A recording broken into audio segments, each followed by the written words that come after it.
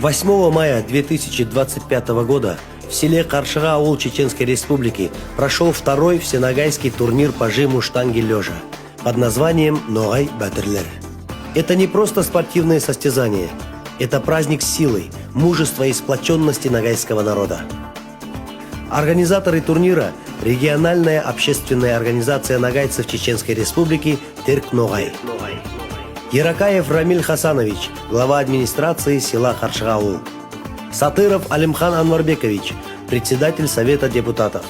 Исполов Эльдар Маулимбердиевич, главный судья турнира. Нургушиева Флюза Алимпашиевна, организатор приема гостей.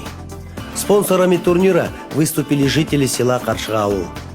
Своей поддержкой и единством они сделали это мероприятие по-настоящему особенным. Турнир стал ярким примером дружбы и сплоченности нагайцев из разных уголков страны.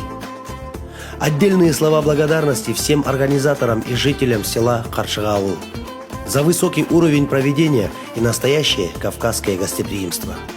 Нагайцы едины, нагайцы сильны. Ноғай Бәтірлер, мы вместе, мы непобедимы.